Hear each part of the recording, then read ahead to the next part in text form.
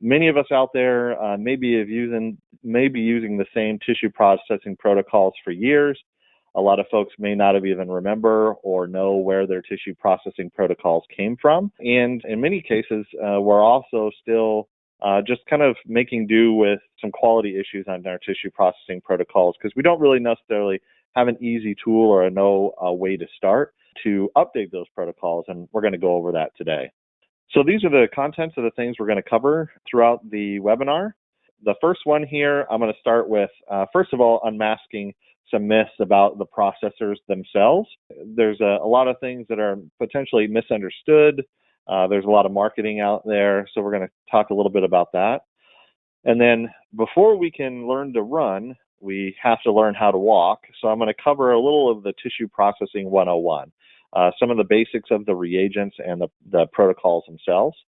Then I'll talk a little bit about the processing issues and some of their causes so that we know how to troubleshoot and how to decide maybe what areas of a protocol we may need to adjust. And then we're going to get into the meat of it, which is breaking down the anatomy of a tissue processing protocol, what it entails, what it's made up of, and then finally using that information to do some evaluation of a protocol using the GREAT method, which I'll talk a little bit more about later. So the first area we want to talk about here is really unmasking some of the myths. Let's get a little of the misinformation out of the way in terms of what tissue processing is, as well as set some definitions for what we're going to be talking about today. And the first definition and the thing I want to make clear in terms of the myths is the difference between what we call conventional tissue processing versus rapid tissue processing. Out there, almost everyone is starting to call themselves a rapid tissue processor these days. Folks understand that turnaround time is becoming increasingly more important in terms of the growth in the laboratories, as well as, of course, pathologists always want to get their slides as early as possible.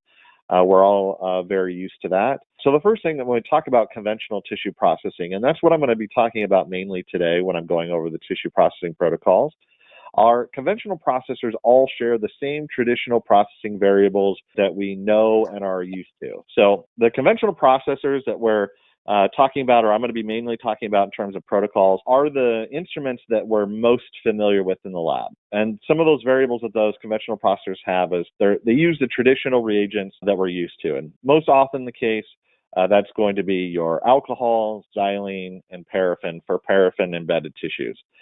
In some cases, they may include substitutes, xylene substitutes, and that sort of thing. But they're all considered part of the traditional scheme of reagents. They also use, of course, time. Protocol steps all have a certain set time, as well as the overall protocol time.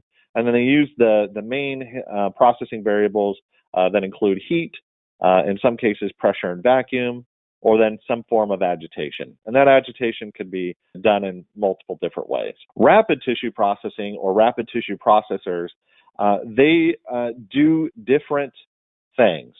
They have differentiating processing variables that are designed to specifically help speed up processing. So they're not going to necessarily be using the same traditional reagents. They may use specialized reagents.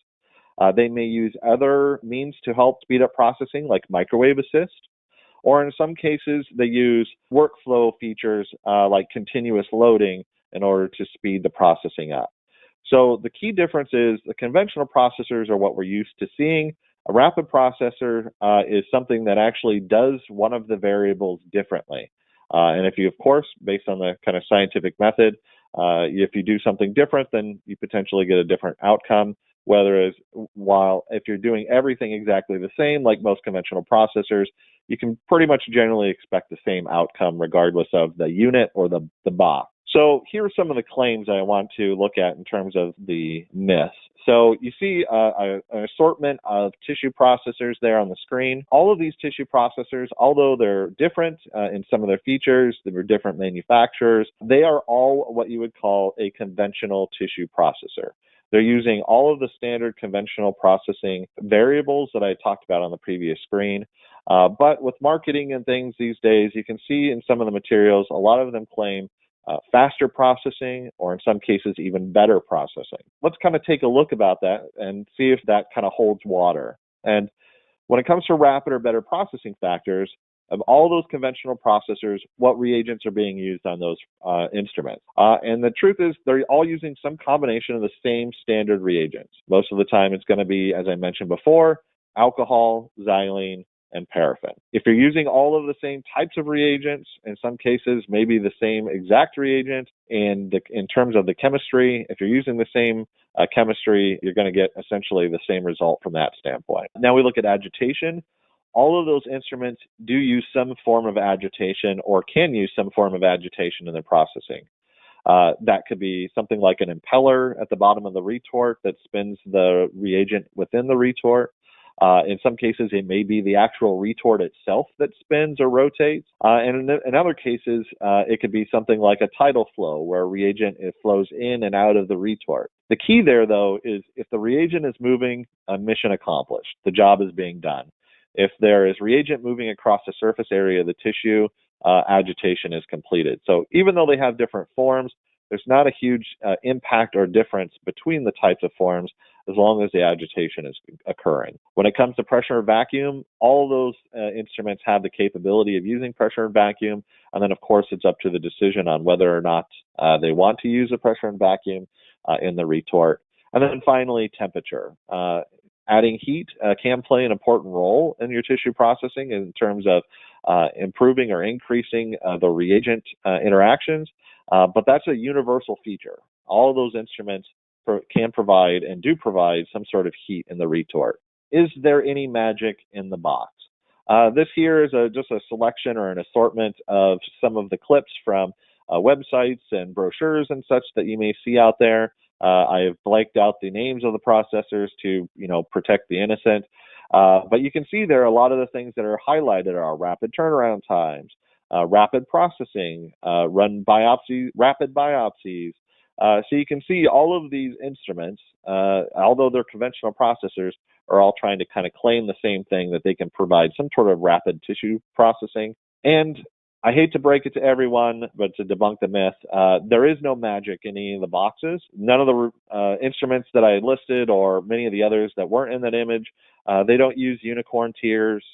There's no magic elves in the instrument. So if they're using the same variables, you're going to get pretty much the same results regardless of the box. So there is no magic in the box. In terms of processing speed, the main thing about processing speed relies a lot on the aspects or the characteristics of the tissue, like the tissue thickness, what type of tissue it is, and etc. And all things being equal, a protocol on one of these machines will typically work very similarly, if not the exact same, on another. And in most cases, simply updating a protocol can seem almost like rapid processing. If you've used a protocol that's 25, 30 years old, that may not be the most efficient protocol for the types of tissues that you're using. So simply doing an update of your protocol can actually give you a lot of benefit. And that has nothing to do with necessarily the machine itself.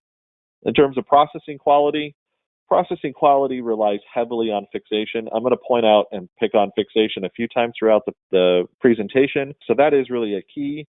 And that really doesn't have anything to do with the unit itself. You do also have to have the right protocol for the tissues being processed. There are many labs that are using a one-size-fits-all processing protocol for small and large tissue. And it's really tough to get into that Goldilocks zone where everything can be processed okay in those types of situations. Once again, if all things are equal, a good protocol on one instrument is going to work on another. And really the key when it comes to maybe choosing which box you want to use is things like preventing stoppages and some of the mechanical issues. Improving reliability is important in terms of guaranteeing or getting consistent processing quality. So in summary, the conventional processes are really much more similar than they are different. Rapid and high quality processing is dictated on these conventional processors primarily by protocol and instrument reliability, and no magic within the box itself. Outdated protocols are really low-hanging fruit. There could be promises of magic in the box, and that can seem real simply by updating a protocol. But in the nice quote here with Wiz from Wizard of Oz, you've always had the power, my dear, you just had to learn it for yourself. Protocols are really the key to fast, quality, and consistent results when we're talking about conventional processing. And many of these things you can update and actually change on the current units that you're using right now. So now that we've uncovered some of the myths, let's get into some of the basics of the tissue processing 101. And in order to troubleshoot and learn where we need to go, we need to learn kind of where we are right now in terms of the basics. So here are the tissue processing stages.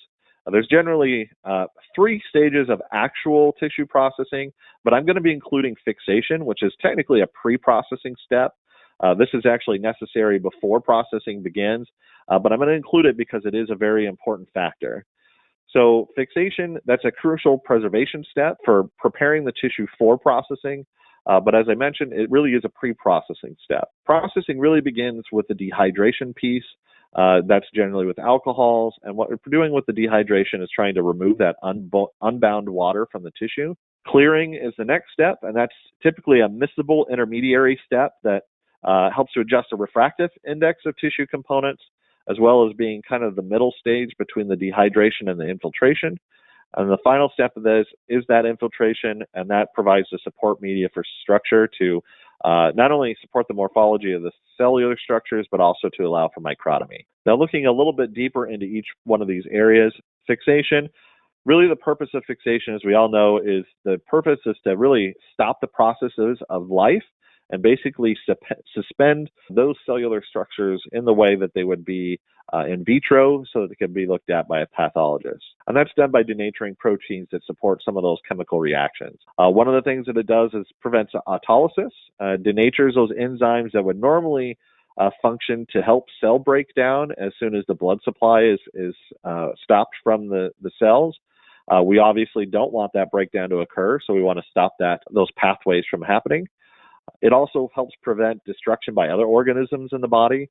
This is really important for some of those tissues like colon or areas of the GI tract where organisms can start breaking down those epithelial cells pretty quickly if they're not suspended. And it also firms the tissue and helps stabilize tissue morphology as it goes through the process. And there's some important factors that are related to fixation. One is concentration. That's especially important for additive fixatives like formalin that are used up as they bind or connect themselves with the tissue. It's important to have a good concentration. pH is an important factor for some of the fixatives. The volume of the fixative, of course, is a huge factor. We all know our 20x or our 80-20 or one of the many types of rules that have been played to that. But the point is you want to have an ample amount of volume of fixative for the tissue. Temperature can also play a role. And then, of course, what's really important is that tissue thickness and the structure of the tissue itself. Some rules of fixation. Fixation is not instantaneous. That chemical reaction is dependent on the nature of the fixative, the temperature, as well as some of the tissue structures. Some people believe that it went in fixative, so therefore it must be fixed now, and that's not the case. And that leads to the next rule, which is penetration rate is not fixation rate. Some people believe that you can throw tissue into a jar for an hour or two, and the reagents penetrated it, so therefore it's fixed. And especially for the cases of fixatives like formalin, that's not the case. The reagent itself has to have time to penetrate the tissue, and then only once it's penetrated, especially to the center of the tissue, can that solution really begin fixing the tissue. And for fixatives like formalin, which I'm going to focus on primarily, that can take a long time, up to 24 hours or more for equilibrium to occur. Tissue structures matter. Intercellular channels within the tissue can help penetration, whereas tightly packed cells or dense tissues with a lot of membranes can slow penetration. That has an impact on how long it takes for the tissues to fix. And tissue thickness definitely matters. And it matters because of that surface to volume volume ratio is very important.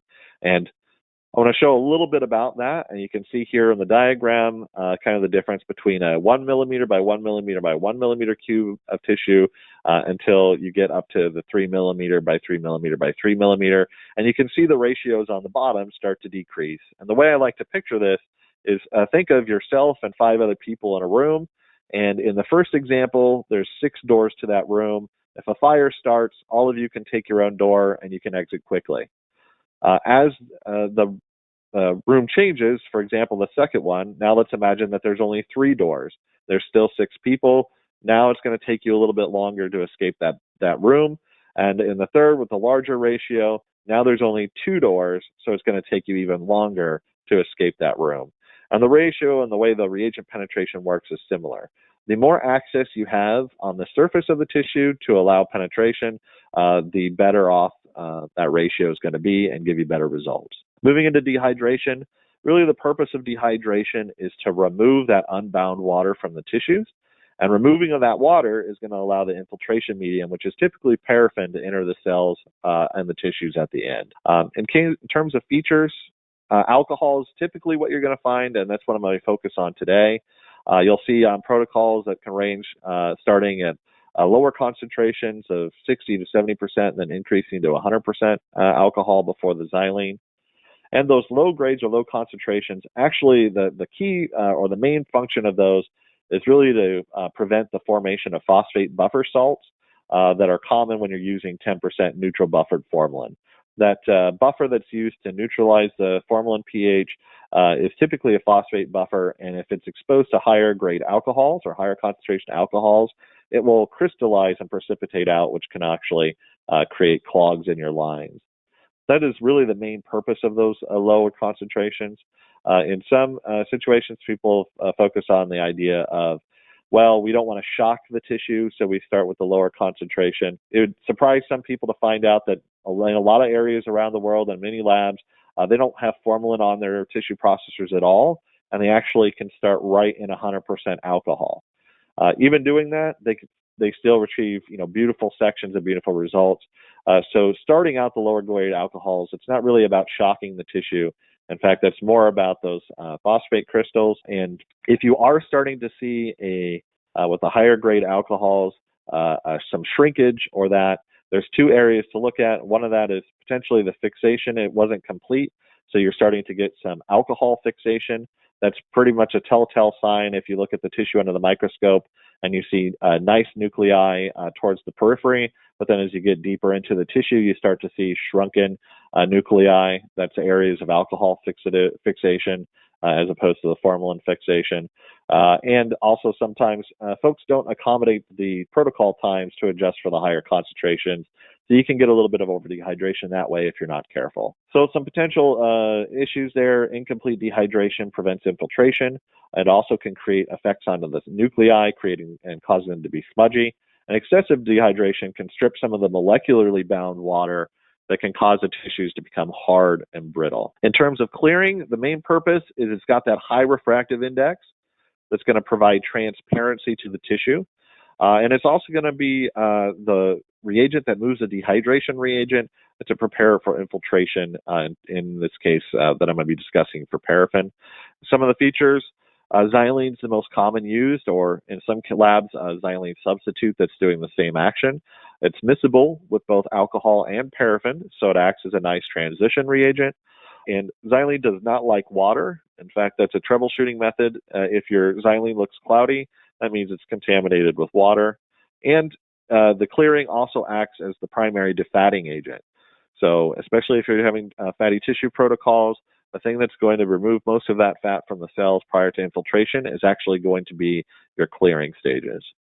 Some potential issues: incomplete clearing can prevent infiltration by the paraffin, and also some excessive clearing can cause hard, brittle tissues. In terms of infiltration, it's going to provide the structure to the tissue to help preserve the morphology. Paraffin is going to be what's most widely used, and it replaces the clearing agent in the tissue. In terms of histology grade paraffins, a common melting point range is generally within that 56 to 58 degree Celsius range. That's going to be important when we talk about setting the temperature on your protocols later on. And that paraffin can differ in composition. That include more waxes, rubbers, or plastics, and that will change some of the features of the paraffin as well as the melting point in some cases. And the real feature is that it eventually is going to blend with the paraffin from the embedding to make that nice cohesive block that we're used to that allows us to cut those nice, clean, smooth sections. Some potential issues: if the infiltration's incomplete, you can see that kind of raw appearance of the tissue or under-processed appearance. And excessive exposure to infiltration temperatures can also create some hardening and shrinking as well. And now that we got the basics out of the way, let's look at a few of the potential processing issues and some of their causes. This will help us troubleshoot and decide some of the areas of the protocol we may need to adjust. So I want to look at first some common fixation issues versus some common processing issues.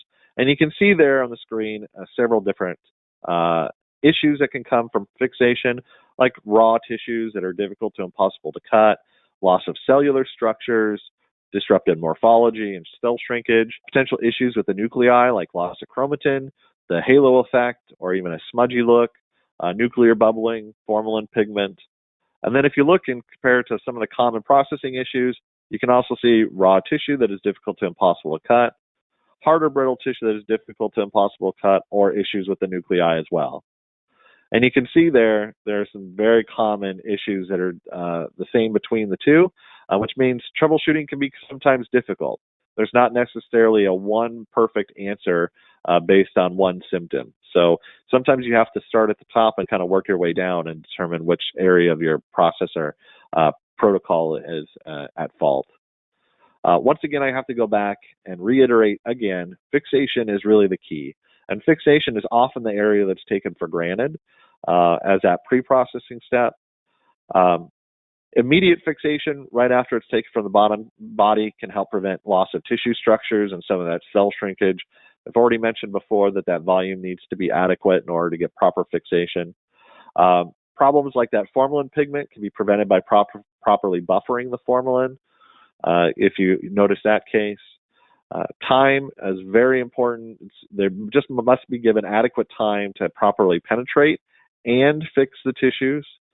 And the fixative must be refreshed regularly. That can't be stated enough, especially for the additive fixatives like formalin. Grossing also plays a very important role. We talked about the surface to volume area ratio and tissue thickness. Those tissues should always be tried to be grossed to less than 3 millimeters in thickness, and that's that normal standard nickel thickness we've all been trained to gross to. So if we do some troubleshooting, let's first troubleshoot that raw tissue or the underprocessed tissue. That image that you see on the right probably haunts many of your nightmares. You get that section, you lay it on the water bath, and it just blows up on the water bath and spins around and twirls like a deflating balloon. And everyone sheds a tear. Some of the potential causes of this underprocessed tissue, you can see it really can happen at any stage. It could be inadequate fixation, inadequate dehydration, inadequate clearing, or inadequate infiltration can all lead to this issue. I'd love to be able to give you that silver bullet that would be a one-size-fits-all approach to fixing it, but of course, it's not that easy, and one symptom can actually have multiple potential causes. What you want to do is start with the upstream processes first, starting with fixation, and then work your way down through the protocol. As you work your way downstream through those processes one at a time, you'll be able to find the area that was a culprit and prevent this from happening. If we look at the opposite, troubleshooting hard and brittle tissues, some of the potential causes here are typically excessive dehydration, excessive clearing, or excessive time in infiltration. Unfortunately, once again, we have one symptom with multiple potential causes. So just like in the previous issue, you want to start with the most upstream process, which is typically going to be the alcohol area. In this case, checks those times as well as the times within the concentrations of alcohol in the processor, and then work your way downstream to the clearing and infiltration medias. Check to make sure that the ratios of the reagents match the tissues and the protocol you're using, and we'll discuss that a little bit more here in just a minute. And finally, some of the troubleshooting with issues with nuclei. Unfortunately, once again, some of the potential causes could really be anywhere. Inadequate fixation, inadequate dehydration, inadequate infiltration, and excessive heat. And yet again, we have that one symptom, multiple potential cause issue. So you're going to want to do the same thing. Start with the most upstream process first, which is this fixation, and then work your way down. One of the big things is check reagents and rotations. Your final alcohol is very important before it goes into your clearing agent. Make sure that an absolute alcohol, any water prior to going into xylene, is going to have issues, and that can cause some major problems with your nuclei. Make sure your paraffin is clean and changed appropriately. And then, of course, make sure your temperatures at each step are appropriate, especially if you're using a pressure and vacuum. And now that we've gone through some of the problems and we've looked at the basics, now we can actually start breaking down the anatomy of what a tissue processing protocol is made out of. So the first thing we want to look at are the components that make up the protocol. And there's really 5 main components that we're going to take a look at. The first, of course, being the solutions. What solutions are being put onto the instrument for processing? And those are most commonly going to be formalin if you're going to add some of the pre-processing step onto the machine. That's not necessary, but that's common. A lot of laboratories do. And then, of course, alcohol, xylene, and paraffin are going to be the areas or the reagents I'm going to be talking mainly about. The time is another component of the protocol. There's the actual processing time, and we're going to focus on that. We're not going to be focusing a lot on the mechanical time for each step. And by mechanical time, most of these conventional processors, actually all these conventional processors, pump things in and out of a retort, and that pump in and drain actually adds some mechanical time between each step.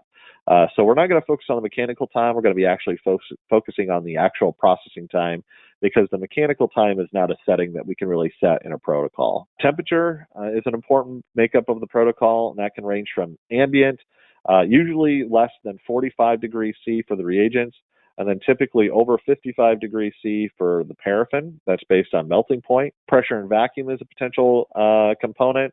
That can help improve reagent penetration, but you do want to take care when you're using the higher temperatures. Remember, if you're adding pressure or vacuum onto a reagent, you're actually changing the boiling point and some of the characteristics of that reagent. So if you have an excessively high temperature and you have something like alcohol on vacuum, you can potentially lower the boiling point to the point where you actually boil the alcohol off in the retort. So you want to be very careful and try to keep within reasonable ranges on the temperature, especially if you're using pressure and vacuum. And then finally, agitation, and that's, as I mentioned before, it's about exchanging or moving that reagent across the surface of the tissues. So we have some general protocol information to kind of start off with. Just a general rule of thumb, a majority of your processing time is going to be in your dehydration. It's very important to get that unbound water out of the tissues for proper infiltration later on. In fact, that's often the case you'll find where you have the raw tissue, and that's because there is some issues with the timing in the alcohols. 2 to 3 steps of xylene are sufficient for most protocols. A lot of protocols have 2, some have 3. You can see that example on the side. That's a little out of ordinary to have something like 4. 2 or 3 are going to be sufficient. 3 paraffin changes are fine, but 4 are actually better. So if your instrument is capable of having 4 paraffin changes, that is preferred, but 3 is fine. Temps are usually going to be between 35 to 40 degrees C. That can help boost some of the reagent activity depending on what you want to use out of your protocol. And then you want to verify the agitation methods actually meet the needs of the protocol. Some people add agitation, and depending on it, on the types of tissues, especially smaller biopsy tissues, they actually do a little bit better in general soaking.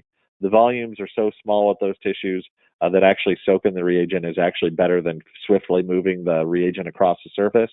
Other tissues that are larger generally benefit a little bit more by the agitation. So if we're trying to determine the solution setup or how we set up the solutions on the machine, we're going to take a look on if we're going to put formalin on the machine or not. As I mentioned, this is really part of the pre-processing step here. Some labs don't have formalin on the processor at all. Other labs do. In many cases, they have formalin on the processor because they're doing some sort of overnight run.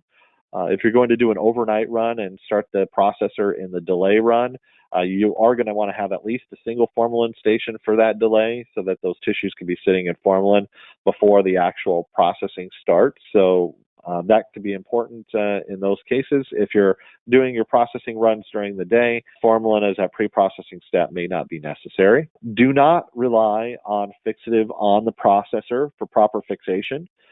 In terms of the overall timing that it takes to penetrate as well as fix, most of the times that are on the processors are really inadequate to do a lot of good anyway. So the general rule of thumb, and it's been tested in different ways, and there's slightly different calculations or algorithms on it, but a general rule of thumb to think about in terms of formalin is that it penetrates about 1 millimeter per hour. But that's penetration rate. Equilibrium for the formalin salts to actually do the cross-linking occurs usually about 24 hours later. So if you have, in terms of ratios of that time, 30 minutes or something like that on your protocol, it really isn't doing a whole lot of anything. It's barely enough time to actually penetrate into the tissue, and it's doing very little in terms of actually doing any cross-linkings during that time. And because of that, we want to avoid unnecessarily formalin stations to help reduce the carryover of the water and later into stages of the processing. Some protocols in laboratories I've seen have 2 to 3 or maybe even more steps of formalin on their processor. Remember, formalin is almost essentially all water. So what you're doing, and most machines have approximately 10 liquid reagent steps that are possible on the machine. If you're using the first 3 to 4 for formalin, that means that you're not even starting dehydration until you're almost halfway through your bottle arrangement. And the fact that you have to use a couple of bottles for your xylene means that you have even fewer stages, which means that the few bottles of alcohol that you have are not only taking a lot of carryover water from the formalin from the previous steps, but it's relying on those alcohols to have to do a lot of work in a short amount of time. It's actually going to be much better on your dehydration curve to limit the water in the beginning of the processing by having maybe just 1 or 2 formalin stages, and then moving quickly into your alcohol so you can spread that dehydration curve over multiple bottles to ensure proper dehydration. And that leads us to the alcohol. As I mentioned earlier, those low concentration alcohols starting off in 60 to 70% are used primarily as a rinse to prevent the precipitation of those phosphate buffers that can clog processor tubing. You can actually mitigate this. There are types of formalin recipes out there that use a non-precipitating buffer or a non-phosphate-based buffer. So they are not going to crystallize in the presence of the higher concentration alcohols. So that would allow you to mitigate or skip some of those really low alcohol stages. And in some cases, some labs also do mixtures of alcoholic formalin. If that is done and it doesn't have the buffer at all, then you can mitigate the need for some of those low concentration steps as well. In terms of xylene, 2 clearing steps is fine for most reagent setups, especially if you're doing mainly biopsies. But if your laboratory is doing a lot of large and fatty tissues, you may want to look in possibly doing 3 clearing steps. As I mentioned, the xylene, the clearing agent, is actually doing a lot of the defatting action. So by having those 3 steps and having a nice, clean third xylene step before it goes into the paraffin, you can help improve some of that defatting and get better infiltration in your tissues. And finally, paraffin, 3 steps, as I mentioned before, are adequate, but 4 really provide some better infiltration, especially in the later steps because there's less xylene carryover once you get into that 3rd and 4th step. So you can get a little bit better infiltration. The one caveat to that is if you do include more steps, that does include another stage of mechanical time. So you will have an extra, possibly 3 to 5 minutes in pumping in and draining out that last paraffin stage if you decide to use that. And now that we've looked at kind of what the breakdown of the protocol is, now we can finally get into evaluating the protocols. We're going to do that using what I've coined as the GREAT method, and we'll talk a little bit of how that came to be. So first of all, let's get a baseline. How did your protocol come to be? Tissue protocols are really like snowflakes. Almost every lab is using something different, even though they may be doing very similar tissues or very similar tissue types of runs. So which protocol is right? If every lab has its own unique snowflake protocol, then how do we know which one's right and which ones potentially are wrong or not as efficient? Unfortunately, there's no silver bullet when it comes to processing protocols. There's a lot of variables that come into processing. The typical size of the tissues are cut by grocers, what the fixation regimen is, all of those things means that every lab is a little bit different. But protocols generally operate within a general acceptable range. So even though the timing might be slightly different, it doesn't necessarily mean one is perfect and then the other one is wrong. So we are going to be working within general ranges when we're looking at our protocol steps. And the protocol that's right is largely dependent on the tissue characteristics, things like the thickness, and especially the fixation regimen. Those are all important in deciding what type of protocol that you need to do. And then how do we know the protocol used is providing high quality processing? The reality is the processing quality that one lab thinks is absolutely fantastic may not be the same standard of the processing quality at another lab. A lot of the processing quality.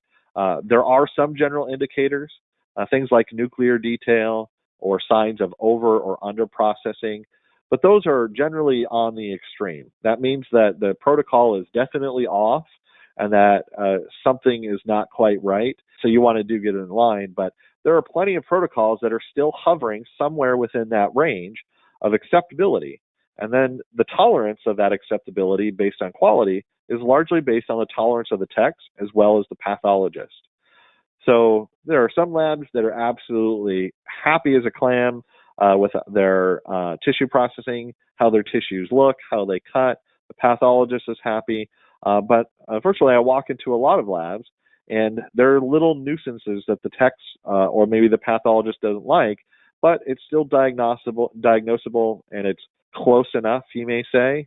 So they just tolerate some things. Even though it could be a little bit better, they're okay with it the way it is, and the work is still being able to get done, and the quality is sufficient enough to get a proper diagnosis.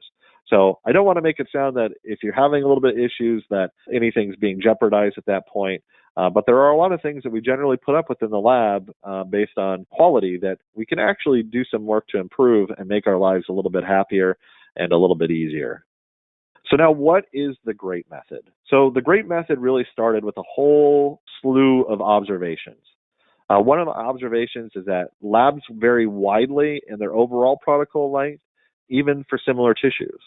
So for example, you could have one laboratory that's doing a biopsy protocol that's generally all for GI biopsies, and it could be a 5-hour-long protocol. Their tissues come out well, everyone's happy, and that's the protocol they're using. You can actually go to Lab B. They're using they're doing the same instrument, the same reagents, also for GI biopsies, but they may be doing a protocol that's 2.5 hours with comparable results. Even though they're doing the same tissues, the quality is still within that acceptable range.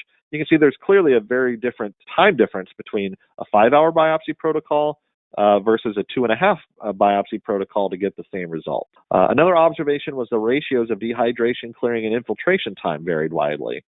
In one protocol, a lab may be doing 60% of their time in dehydration.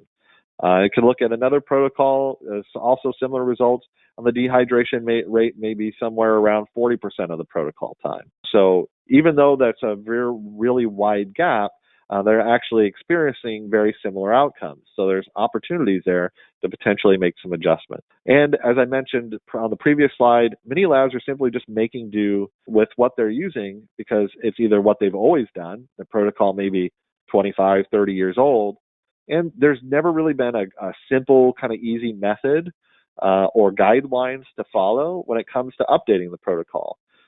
So in that case, it's a little bit intimidating trying to update a protocol, especially if you don't really know where to start. That's where the GREAT method comes in. The GREAT stands for the Greenlee Ratio Estimate for Average Time. I want to try to create some snappy acronym that makes it easy for people to remember. So that's where the GREAT comes from. And how the GREAT method came to be was literally took hundreds of processing protocols. I collected all those protocols, and we were able to do some analyzing of those protocols for common traits. So we compared those protocols based on the characteristics of the protocols, the fixation regimen that was used, the time for different steps, the reagents that were used, what the tissue types were used, as well as the thickness on those protocols, and they were all kind of grouped and categorized together. We also included the quality feedback about the protocols compared to other protocols, and then, of course, the ratios of the reagents.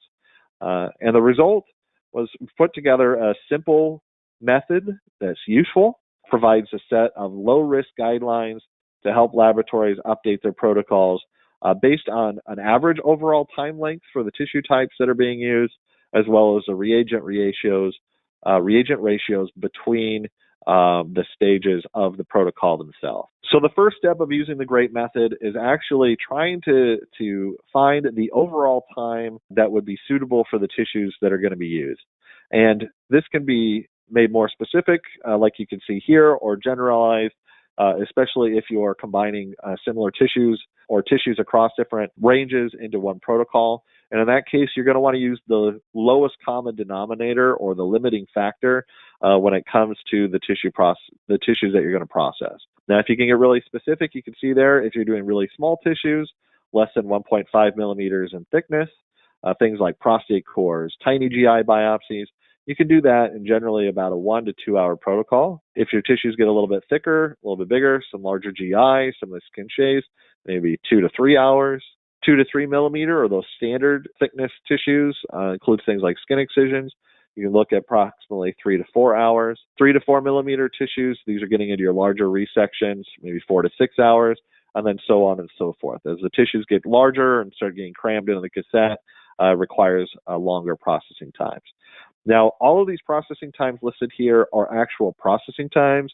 It's not including fixation time, and it's not including the mechanical time of the instrument, which is not something that can set. So this is actually the protocol step times for dehydration, clearing, and infiltration. So now we want to try to determine, as the second step of the GREAT method, the ratio of the reagents within the protocol. I included formalin here, even though it's a pre-processing step, because, like I said, it is an important piece. Fixation is really the key. But remember, formalin penetrates quickly but fixes slowly. So when you're setting up your protocol, steps that are less than 30 minutes are really fairly ineffective for the tissues that are being put on the instrument.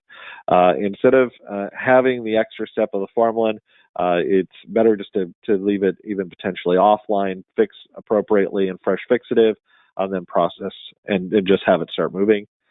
For rapid or daytime runs like that are short protocol steps, that formalin step may not be practical at all, especially for GI biopsies or tissues that you know are well fixed. You could probably skip that step. For the alcohol, approximately 0.40 to 0.45, that's the ratio, or just under half of the total processing time, once again, not including the fixation time, should be allocated for dehydration. So for a 2-hour protocol, like for those small biopsies, it may be about 120 minutes long. Approximately 50 of those minutes should be dehydration. And you want to keep the times in the lower concentrations minimal for rinsing, and the position the most of the time in the longer amount of time in your higher concentration reagents that are less affected by the carryover.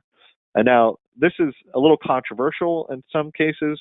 Some folks like to add additional time in the lower steps because the reagent is less clear, so it's less effective. But if you're actually looking for maximizing the efficiency of your protocol, that really doesn't make a whole lot of sense. It's kind of would be akin to saying that you would get cleaner by spending more time sitting in dirty bath water. You, instead of using the less clean or with more carryover reagent for a longer period of time, it's actually much more efficient for your processing protocol to take advantage of your cleaner reagents for more time. When you're determining the step length of your xylene, approximately 0.25 to 0.30 ratio of that total processing time without fixation should be allocated for clearing.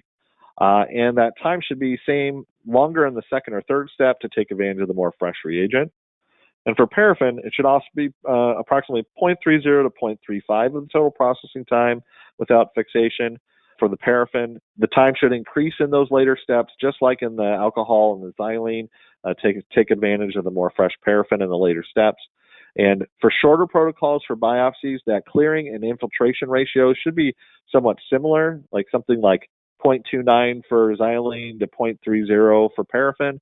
But for longer protocols for larger tissues, you may want to favor a little extra time in the infiltration. So maybe do 0.26, 0.27 of the ratio time in xylene, and then closer to 0.33 or 0.34 in your paraffin for those larger tissues to help get a little bit better infiltration. And now to calculate these ratios, what you're going to do is you're going to take the overall number of minutes of the protocol. That includes all your dehydration, clearing, and infiltration. And then you're going to take the total time of all your dehydration. And then, of course, you divide those to get the ratio of the time of the total. To determine some of the different other factors like temperature, pressure, vacuum, and agitation, temperature, that can be used in some cases to increase some of the reagent activity. But remember, try to keep it within that 37 to 40 C range. That's relatively safe. You want to start taking more care if you're getting into the higher temperature ranges, especially for some of the longer protocols, if you're starting to exceed 45 C. And the general rule for the paraffin temperature is that it should be 2 degrees Celsius over the high of the melting point, but it could be up to 4 to 5 C. That's going to be acceptable. There's kind of an idea or possible misconception that your paraffin time, if it's 4 or 5 degrees higher, that it's going to create breakdown of the paraffin. Paraffins are actually created in extremely high temperatures. Being just a few degrees C over the melting point is not going to cause any structural breakdown of the molecules really of the paraffin. But what it is going to do, especially being slightly over the melting point, is going to improve your viscosity, which is going to allow the paraffin to move in and out of your tissues much easier and be more effective. So you don't have to be afraid if you're up to 4 to 5 degrees over. General rule of thumb, 2 degrees is fine. The one thing that you do want to be careful of is you don't want to go excessively high in the temperature of your paraffin, especially over long protocol steps, because in the troubleshooting area that we talked about before, you can start seeing some hardening and shrinking of the tissues based on the temperatures over prolonged periods of time. So just some general rule of thumbs there. Pressure and vacuum. Some studies suggest that pressure and vacuum can help aid in tissue processing, especially on the paraffin side, but the extent is really debatable. There's been a few publications that have kind of put into question how important pressure and vacuum is. If you're going to use it in the areas of the paraffin, that's going to be where you're going to see the most bang for your buck. And in terms of agitation, make sure that your agitation is appropriate for the types of tissues, and that you don't want a too aggressive agitation where you can disrupt those delicate tissues. And you don't want, especially for the large tissues like your fat or your large resections, to sit too stagnant. So you want to get the reagent moving across. And that's kind of the other part for, as I mentioned before, with the agitation. For things like short runs and biopsy samples, the agitation is not nearly as important. There's not a huge significant difference. In fact, in some studies that have been done, the biopsies actually do better in just soaking versus having the agitation on them. And when you're going to look at your protocols now in terms of evaluation, you want to start yourself off by asking yourself some beginning questions. First, when was the last time your protocol was examined or updated? If you've just done it and everything is going well and you have a maxed out protocol that's very efficient, you may not need to look at it again for a while. You really want to take a look at the types of tissues and the thicknesses of the tissues that are being processed in the current protocols. What are the average thicknesses of the tissues that are going on that the grocers are doing? Very important, what is that fixation routine of the different tissues? If you have a strong fixation regimen, your tissue processing is going to be much more forgiving as it goes through the different reagents because it's already stabilized by the fixative. Are your runs being done overnight, or is there a desire to run daytime runs? That might give you some idea of what you want to do in changing your protocol times. Are there going to be different types of tissues or protocols going to be run on the same tissue processor? If you're only going to be doing fatty tissue on your tissue processor, you can really optimize that protocol to be a fat-busting protocol. But that may not give you a huge benefit if you're also going to be running some of your biopsy or routine tissues on it as well. So you want to keep that kind of in mind on how you set up your protocol. What's the quality of your processing used using your current protocols? You don't have to recreate the wheel with updating your protocols. If you already have a protocol that's pretty close or pretty in line with what you're looking for, then you can use that as your baseline and maybe just tweak some things. And then what are some of the improvements that you want to get out of adjusting your protocol? If your time is already good, your quality is already good, then there's not really any need to change it. But if you want to look at potentially getting a faster turnaround time or maybe a better quality, make sure that you're meeting your goals when you're doing your updating of your protocol. So I want to do just a quick scenario here to kind of give you an example of what you're talking about. We're getting kind of close on time, so I'm going to speed through this a little bit quickly. This was actually from a laboratory that was used. They did mainly small biopsies like GI biopsies, cervical biopsies, small skin shaves. It was all small stuff. The samples were appropriately fixed prior to going on processing, but the protocol is going to be run on an overnight run on a delay. Their GIs, they mentioned, were coming out a bit dry. So really the primary goal here was to fix the processing quality. Their paraffin melting point is 57 degrees based on the package. of the paraffin that they're using. And to give you a little hint of the ratios, alcohol was an hour and 5 minutes, which was 0.39. It's a little bit on the low side. Xylene was 40 minutes, which is 0.24, also a little on the low side. And the paraffin was at 1 hour, which is 0.36, which is a little bit on the high side. And you can see the total processing time there was 3 hours and 5 minutes. So here is just some potential changes that can be done. Of course, it's not everything that can be done. One of the things I do want to point out is they were actually only using the 3 out of their 4 paraffin stations. We decided not to increase that in the terms of the case, but what was done is the alignment of the ratios were realigned as well as the overall protocol time. You can see the total processing time was reduced from 3 hours and 5 minutes down to 2 hours and 10 minutes. So cut almost an hour out of the protocol time. With the adjustment of the ratios and putting them in line, the actual results were they got rid of their dry effect on their biopsies, or the GI biopsies that they were experiencing. And the bonus kind of icing on the cake was that they were able to also cut about an hour off their protocol time, which was great. You can also see another thing that we did there is that we increased the temperature of their paraffin following that 2-degree above melting point range. That gives you a little bit better viscosity. And we did set a temperature on the xylene.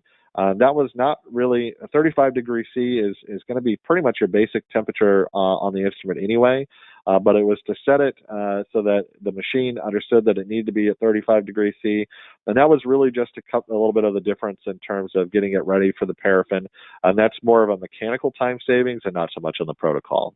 But I did want to point that out. So what do we learn through all this?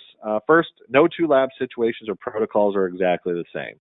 There are going to be some tweaks, and that's part of the reason why the protocols are so different and vary so widely from one lab to lab. There is no magic protocol. I can't just give one set of validated protocols that's going to work 100% perfectly for every lab. That's just not realistic and doesn't match with the variables that could be posed from lab to lab. One of the areas we want to do is look for opportunities. Sometimes it's a simple change that can lead to a pretty significant improvement. You don't have to recreate the wheel. The idea is to find areas of opportunities, establish the goals, and identify the things that you want to improve and what are realistic to improve on your protocol, and then follow those simple guidelines and ratio steps to help achieve those goals. And what's the benefit when we get to the end? Well, for one, we could potentially improve the turnaround time. There are a lot of protocols out there that have a lot of fat on them. There's a lot of meat on those bones that may not be necessary. For example, as I used before, if one laboratory can do a GI biopsy run in 2.5 hours with great results, then another lab doing very, very similar things, running a 5-hour protocol, really is just wasting 2.5 hours. Another thing we could do is improve the quality. We don't have to settle for poor results. If our tissues are a little bit dry or our fatty tissues are coming out under process more often than what we'd like and it's causing a lot of grief at microtomy, we can try to make some slight adjustments to improve that. And when we do that, we're not only making our lives easier, but we're improving patient care as well. And it also helps improve the decision making. It can help on the troubleshooting by giving some guidelines and some steps to take a look at in order to frame how they want to do their protocol. And it requires us not to rely on magic in the instrument or be fooled with some new fangled contraption is going to come in the door and solve all of our problems immediately, especially if it's just a conventional processor like you may be using currently. And that leads us to the end here. Here are some of the citations. I have provided also in the citations the link to the GREAT method. It was a poster presentation at NSH here in 2019. That's also included as one of your handouts, and it is available on the Sakura website as well if you want to take a look at it. Thank you for your time. I will